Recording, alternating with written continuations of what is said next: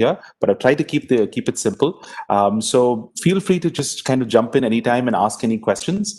And at the end of it, hopefully we'll have about 8 to 10 minutes to discuss everything. All right. So I'm going to share my screen. All right. So I guess all of you can see this right now. So we're going to be talking about designing for deeper motivation. All right. To begin, I'm sure all of you are sort of familiar with this little analogy, and it's been used a lot while talking about usability. So just to jog your memory, this is called the Columbia obstruction device, where we have this little mouse who's trying to get to his cheese or her cheese. And there's a shock in the middle, or there's an electric grid in the middle that's not letting the mouse to be able to get to the cheese. Now, not to say that our customers and consumers are like mice, but in the analogy, assuming that the consumer wants to be able to get to their product, there is an electric grid in the middle that's stopping them from there. And that is the usability shocks, right? If it's a website, if it's an e-commerce platform, the shock is having bad navigation, having icons that they can't click. All of these are shocks that are preventing the user to be able to get to the cheese that they want. Now, for a long time now, we've been working on reducing the shocks, right? So consistently working on different standards, working on the information architecture, right? The UI. There's so many elements that go into reducing that shock, right? But let's assume now that we've come to a point where you've reduced all the shock. Now the mouse is there, the cheese is there.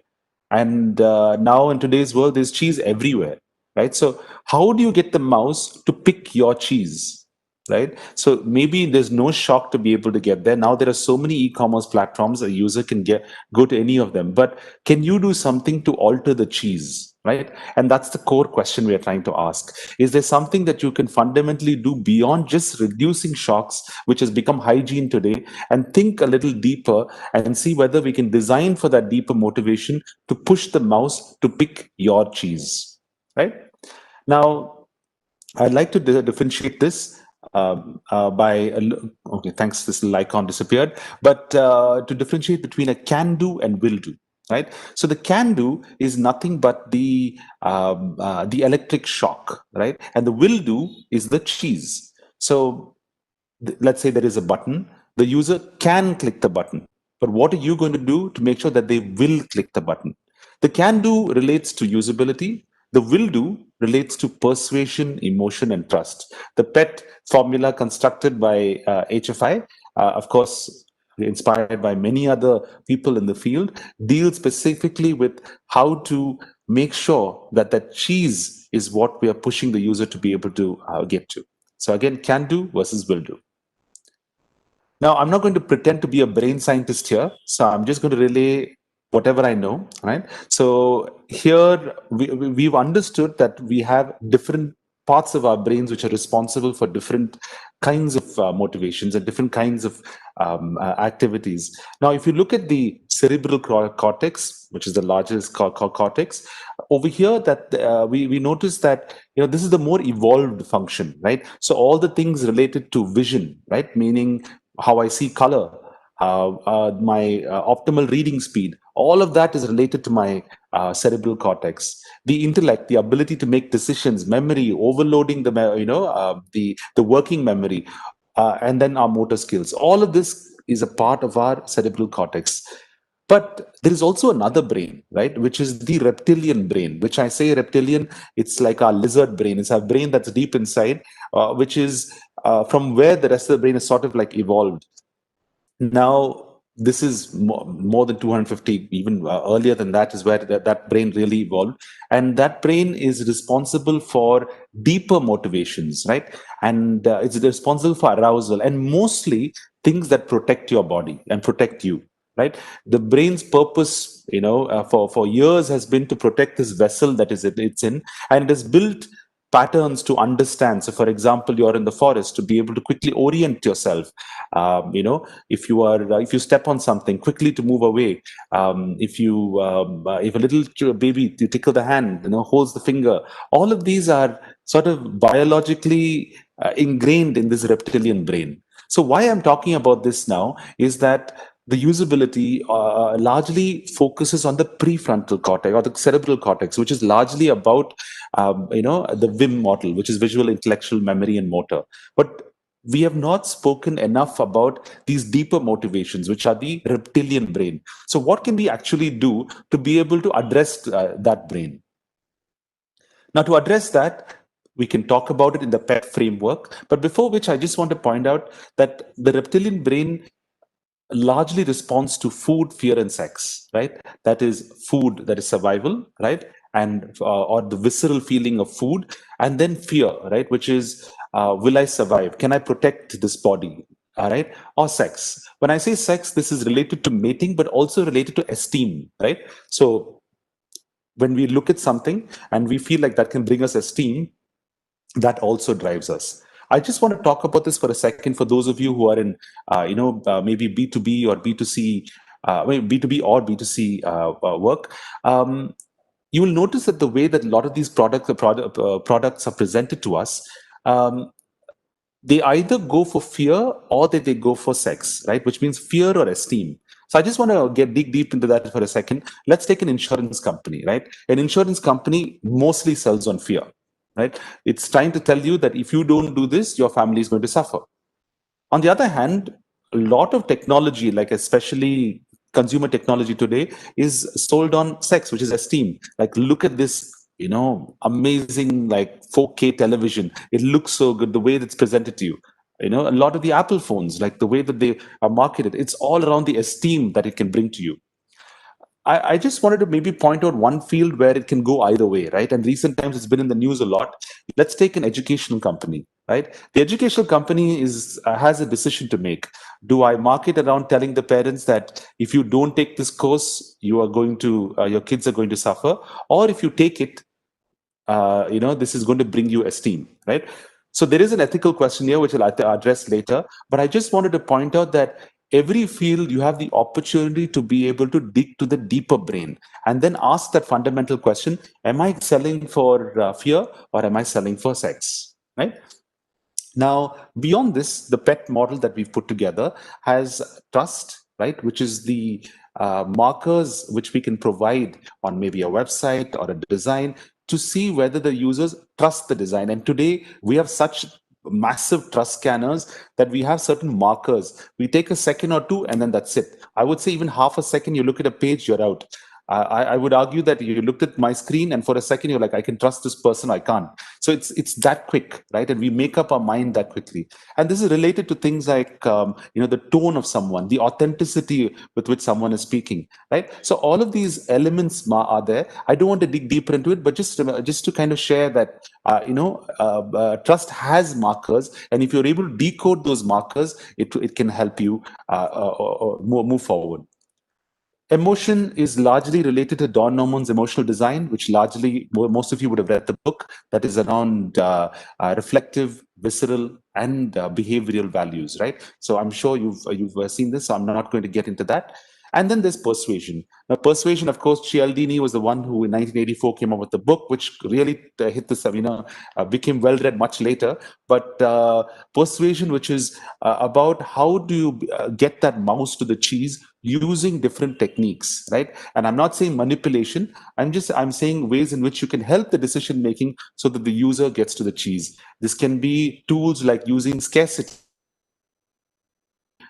maybe using what I recently saw on a Swiggy app recently, which is contrast principle. Like, in a way, whenever you use Swiggy, the one thing that they know that you're feeling is probably that you feel guilty. You feel guilty that you're making this man go all the way just down the road to pick up this little rava dosa and come to you.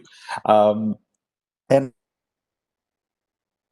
you're not cooking, and to overcome that guilt, they, at the end of the whole thing, they show you how much you've saved, right? So they say cost, what is the delivery cost, and then what you've saved. In your mind, you're no longer thinking about the cost, but you're comparing the shipping and the saving cost, right? And you're looking at it like, okay, I spent so much, but I saved so much, right? So there are other methods like this in persuasion, simple ones like social learning, using testimonials, right?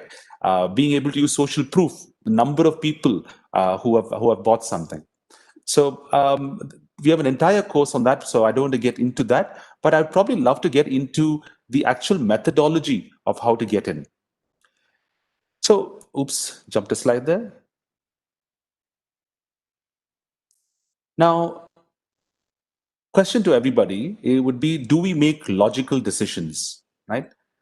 Do we make logical decisions when you buy butter, a flight, chewing gum, electronics, whatever the case? We assume that we're very logical beings. We assume that we can, we have this elaborate thought process for decision making. But most of the time, it's just a fraction of a second, and you've bought it. You've gone to the store. Do you know why you picked up that Amul butter? Do you know why you picked up a particular chewing gum, or do you know why you quickly hit the buy button when you saw a particular television, right? It's not always that logical. There are certain deep motivations which are represented in the design, right? And this could be, and I'm just showing this as tangible designs, and I've thought it'd be great given where we are to show only Indian brands here today. So we have all the way ranging from an Amul to an Onida campaign, how they actually trigger a very deep emotion around probably food, fear, and sex, and that allow us to be able to um, make a purchase or we move forward. Now, talking about the pet interview, I know I wanted to spend a little more time on this. This is just a little bit of background into the field. The pet interview, or the persuasion interview, as we call it, is something that is very different from a usability interview in the sense that you are digging deep user's head, and there is a certain method to be able to do that. And while it has been very rewarding for me to be able to to be part of over 800 700 interviews, it has also been um, uh, it has also been very testing, in the sense that I've had certain interviews where users have come up and confessed to wanting to self-harm, right? Because you think you're talking about technology, you think you're talking about something very basic, but then when you get deeper, there's something that triggers them, that you realize that you've hit a place. I want to just quote one particular interview. I was in South Africa once interviewing, and there was this woman who was talking to me, and within 10-15 minutes, she suddenly started like weeping, right? And this was around investment and insurance policies. And you would imagine that it's one of the most boring things to probably interview around. But in a few minutes, she just started weeping, and I just couldn't understand why. And I looked at a demographic form, and it said that her mother was terminally ill, and she had no kids, and she was divorced. So I guess, in a way, talking about investment insurance policies, and you're digging deeper into it, it must have, I'm assuming, triggered that feeling of maybe being alone, or not being safe. Something must have triggered her, and then she started crying and speaking. And there've been several other interviews like this, right? So the one about self-harm was the one where it was a little after the tsunami, and there was a person, we're talking about electronics, and then the person, over the period of the conversation, is saying that he was feeling very low, and he was happy that he was able to chat, and he was saying that little while after the tsunami, he used to look at the fan and think that he should just end his life. So you think that it's something very basic that you're interviewing, but when you get deeper, it can be heavy. So someone's just asked the question here: do emotions and trust precede persuasion, or vice versa? Mm, I think I would tempt you to just say that they all work together, but and there will always be an overarching arousal, which is around food, fear, or sex, right? And under that, you have all of this. But if you're asking about, it is an interplay between, like, for example, trust. Only trust is a barrier, and once you cross the trust barrier, then you're willing to be persuaded. If you don't trust, you're not going to be willing to go forward, right? So that's there. So I would say yes, trust and emotion are gates before you get in, and then you can start trying to persuade the user. So, in the interview technique, to be able to dig deep and do it responsibly, here are a few tips. All right. The first one is the 45. You always want to sit at 45 degrees to the person, right? It sounds silly, but it is really important, because think about every good conversation that you have with someone. It's usually like side by side, you're chatting like this, because it's not intimidating. Imagine, like, sitting in front of someone, looking them right, straight in the eyes, and then asking them, so how do you feel about buying a television? It is going to really intimidate a person and really hold them down. You want to be able to open out your participants and really have a honest conversations, right? And that starts with the 45. If you're taking notes, keep inside, like, keep looking. Another thing is, Don't stare at your participants because they shouldn't feel forced to give you answers. In fact, I would say the opposite. In fact, you should look away as much as possible. I actually take a pen and start doodling and playing knots and crosses with myself sometimes. And then I was like, okay, yes, okay. And I think that in a way allows the participant to pause and to be able to react and talk as well. So the 45 is the first step. What do you interview around, right? You have to interview around a remembered event, right? A remembered event is, as an example, you can't just dive in and say, hey, can you tell me about how you feel about televisions? Can you tell me a little bit about how you use educational software? I want to understand what goes on deep. You have to start with a remembered event. It has to be, when was the last time you bought a pair of shoes? The person says, it was 2 weeks ago, it was online. Where was it? I was at home with my family. Okay, what day was it? I think it was a Saturday. Okay.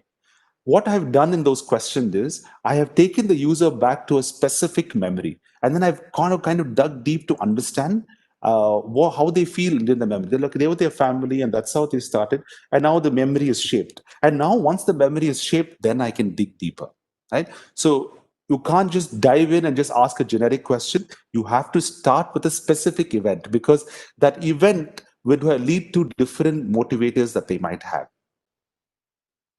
Also, the probes you use after the remembered event are important. You're at the 45, you got into the remembered event, and now you want to dig deeper with a probe.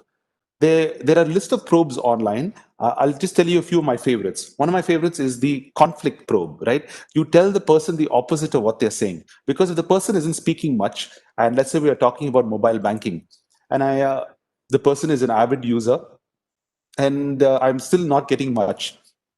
So I'll just throw in at some points. So I'm getting the sense that you don't like mobile banking. He'll be like, no, no, no, I definitely like it. And will try to explain and justify to me why they don't like it. So why they like it. So that actually is a probe to be able to dig deeper and push the user forward.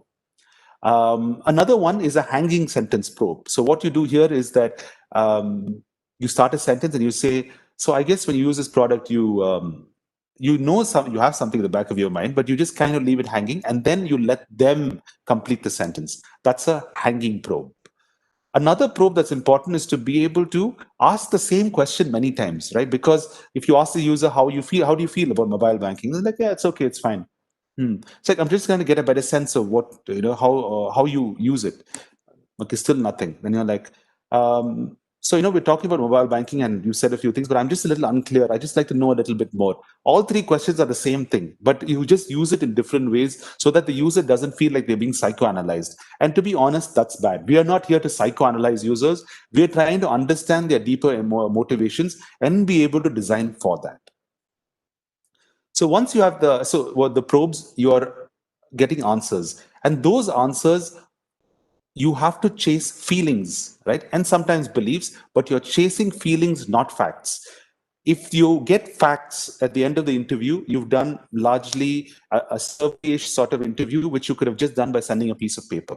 A feeling interview is you want the user to say something deep, right? You want them to say, I feel terrible about using sitting at the bank, and I feel let down when there is no customer service there for me. There has to be something that there's a burning need to talk about, and you have to chase that feeling, and you have to go deep till you get there. It's sort of like a tree, right? So you get a remembered event, you go in one direction, and then they say something, you go in the other, till you find the underlying feeling there. Is it hope? Is it like disgust, or is it like a feeling around status that they want, that they finally speak about? And in a one-on-one interview, it's possible. In a focus group, it's hard.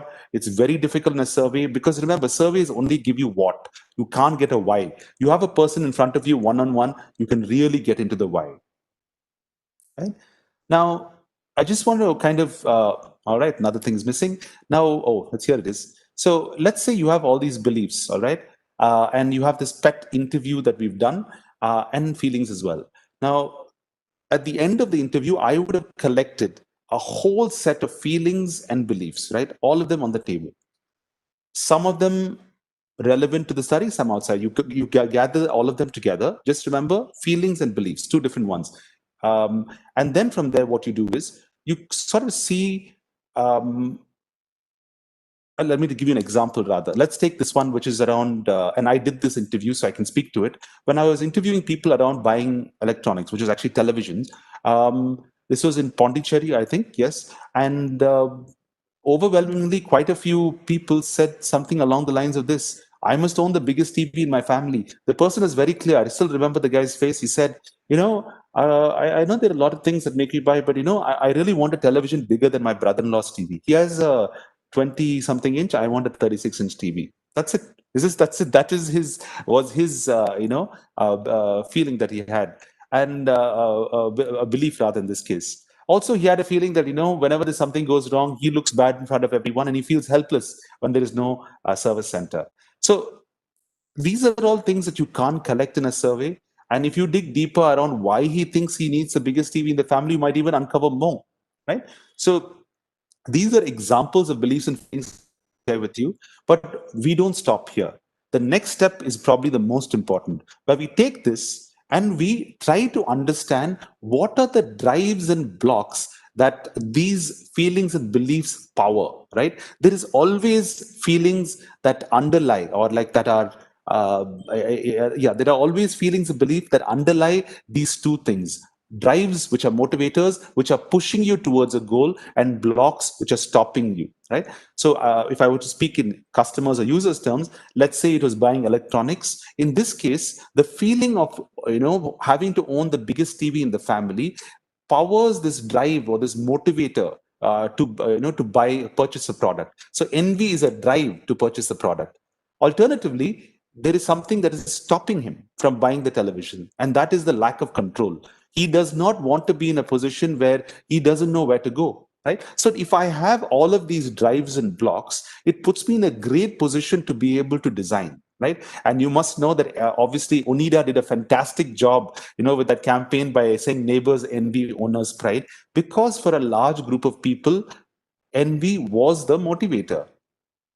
Now, if I take all of these drives and blocks and then I put them together, I'm able to get what I think is a superb tool. It's a single slide snapshot of the human brain, right? It's the single slide snapshot of the deepest motivations and blockers that a user has, right? So you have now a set of drives and a set of blocks. And all you have to do in your design is to be able to strengthen these drives and weaken the blocks. For as an example, let's just take this. It says social status. Now, if there's social status, I think, okay, maybe in the product design, maybe in the the marketing, or even in the way the pages are laid out online, can I build the social status, right? Can I make this user feel great? So this can range from building a maybe in certain cultures wanting to gold plate your television, to maybe having the slickest display ever. So different things drive social status, and you can understand that and dig deeper.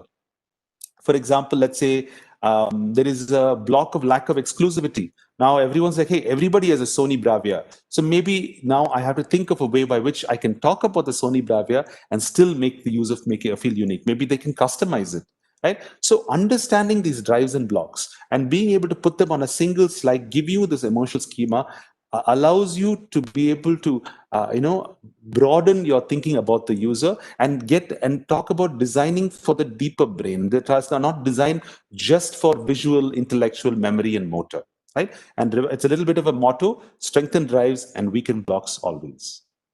Now, there is a lot more to this, but I can't get into it, which is around the different pet tools that are available. There are a whole list of these persuasion tools that can be used to be able to target these drives. As an example, I said, right, so social status. Maybe you use an authority figure to trigger social status. You show, MS Dhoni, or like, another actor right next to the product, and you're like, okay, if he's using it, I'll use it, right? So maybe there's a social status that the product brings. Maybe you're driving social status through some sort of exclusivity, right? So you're like, nobody else has it, right? So all of these tools are here to be able to help you to crack those drives and blocks. Now, while I say all of this, it's not as simple to just say, okay, I have the drives and block, I'll just use it. We use what is called a pet architecture method which maybe another day we can share, which is a method to be able to identify the interactions between the drives and blocks, right? So over here, let's say social status and exclusivity both seem very related. Is there something that I can do to be able to design around that? So maybe it's a VIP sort of a red carpet event which is only for a few people. Maybe I see that fulfilling responsibility and money are related. So I look at relations between all of them, and then I connect them, and then I see how I can design for that. And that's the pet architecture, and that's for later. And that's how we can create these triggers, or these design for deeper motivation, so that users can finally use our products. Now, when I say this, I have to say this, right? And especially in light of all of the things that are happening, and I'm sure all of you have seen, that Netflix documentary. We have to design ethically, right? While all of this sounds great, and I have always asked myself the question: is it okay what we're doing? Is it okay? I think as long as it is in the best interests of the users, and we are not trying to design for addiction, if you will, and we are enabling the user's decision-making process, it is okay, right? And there is a huge potential for dark arts in this. So I would just urge everybody, whenever you're doing your research, doing everything, practice it responsibly, right? So that's my little quick, guide around designing for deeper motivation. We're just about at 30 minutes. I'm glad that we might have managed to finish it in this time. I'm sorry if I rushed. I just wanted to sort of pack that in, and we can finish up here. All right.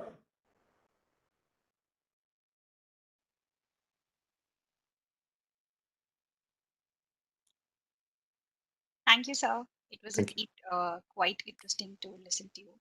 I would like to thank all of our attendees for joining in. A special thank to our sponsors, Human Factors International, Adobe, Facebook, Litmus Inc., Catalonia Trade and Investments. Thank you, sir. Thank you. Everyone.